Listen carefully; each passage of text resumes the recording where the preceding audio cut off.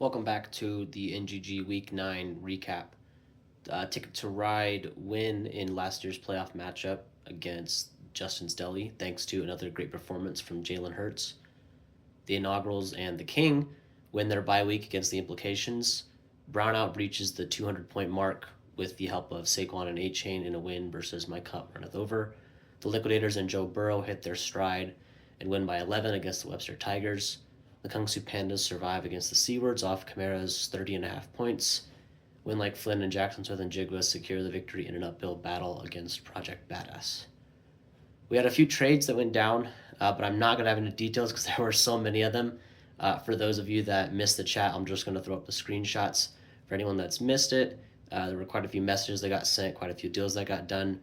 We're getting closer and closer to playoff season, so we're going to look at the division snapshots as everybody's trying to either buy or sell, figure out where they're going to lean.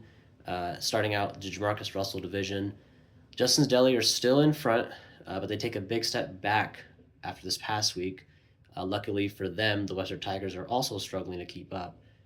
Project and Mike Cup Over are still well out of reach in this division, but they could place Spoiler one of the top teams since everybody has the interdivision games through weeks, I think 10 and 14, or 11 through 14 would be 3 games for each. So the Vision of Death in all its glory, ladies and gents. Every single team in this division is a legitimate contender. And yes, you heard me right. That's Brownout, the Inaugurals, Pandas, and Win Like Flynn. The top 3 are likely playoff locks, and would not be surprising to see Flynn get in as well. But the gauntlet of interdivision matchups that I mentioned before will apply to all 3 divisions. So Flynn will have to go through Brownout, Inaugurals, and the Pandas the last 3 weeks of the season, and who knows what could happen there. So only time will tell. The Achilles Smith division is another 2-way race to the top, with Ticket to Ride and Liquidators separating from the Seawards even more. The Liquidators are hoping to get Christian McCaffrey back healthy, which would be a huge boon or boost to their playoff and potential first-round bye chances if they can usurp the number 1 spot in that division from Ticket to Ride. And then I told Blind that after we got through all this, I would talk Toilet Bowl preview. But then I was like, am I serious? Am I really going to do this? Like, we're not going to talk about Toilet Bowl just yet. It's a little too early for that. So we're going to throw a curveball at him, and instead, I'm going to share a way too early 2025 rookie mock draft. And since we know Blind doesn't care about rookies anyways, I'll just share one round mock, including the 113. And I thought about doing this, but it's still too early to get specific with like the teams and where they're picking in which spots. So we'll just talk shop and get right into it with 101. And it's going to be Ashton Jeanty, the Boise State running back. Big surprise. And might not be considered high for the 101 in Superflex, but Jeanty might be a legit round 1 caliber running back, similar to like Bijan, Saquon, that kind of archetype. If he lands in a good situation, maybe a better bet than some of those QBs for fantasy, as we've seen, certain ones get thrust into bad situations and then not end up faring so well in the long term. 102, we're going to go with Shedeur Sanders, the Colorado quarterback, and say what you want about Dion, but his son's getting things done at QB this year. He's probably projected to be the next Las Vegas Raiders starter, and if you pair him up with the weapons they have in Bowers and Myers, Zamir White could get going. That offense may not be so bad next year. You're not going to be getting any points on the ground with him, but I think he is a better passer in the class, and that's, of course, my personal opinion. Could be a complete wash, could be right. Who knows? 103, we have Cam Ward, the Miami quarterback, the other top QB in this class. Looks like it'll be him, and he is more of a dual threat. His statistics look just a bit better. And the dual threat specifically is what's enticing for fantasy. He's a bit older than Sanders, though, but I guess that could be a good or bad thing depending on how you look at it or who you ask. 104 is going to be Tet McMillan, the Arizona wide receiver. It would be funny if Flynn were down here in this year's draft because he'd get Arizona love in back-to-back years, or he'd at least try to.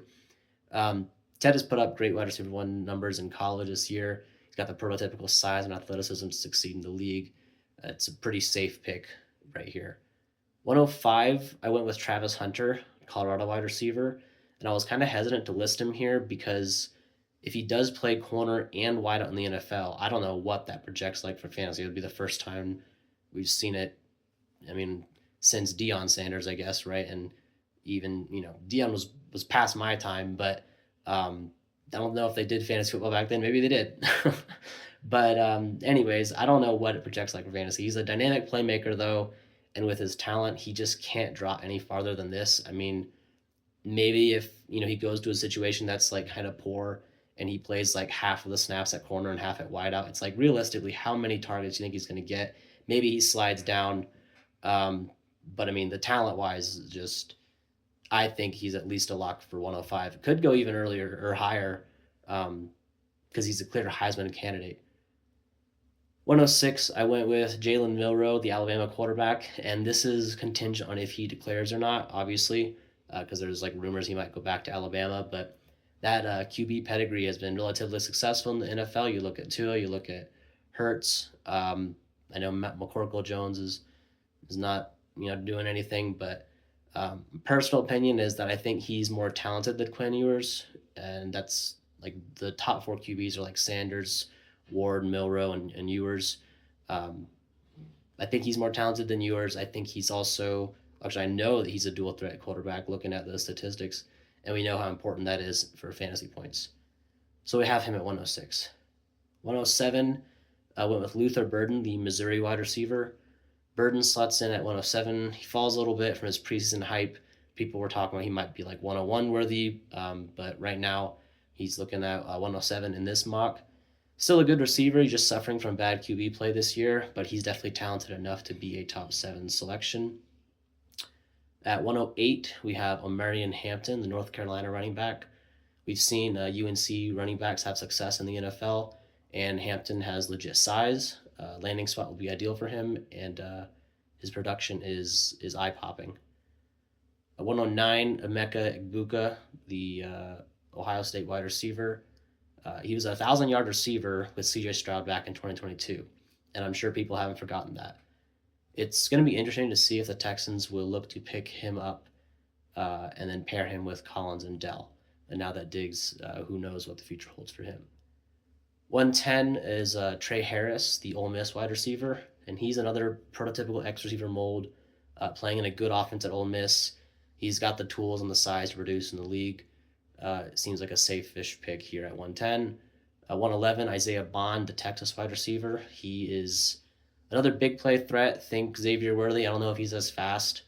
Probably not, but this is just a dart throw at the back end of the first round. And then 112, we are looking at Ollie Gordon, the Oklahoma State running back. This guy was touted as a top prospect coming into the class, but that's because he had 22 touchdowns last year, and this year those standards have been, I guess the standards are down because he's not been doing so well, but he's got 9 scores. Still a great power back. He can catch the ball to backfield. Should be maybe a third-round rookie. We'll see. Could find a good landing spot at the back end of the first round here.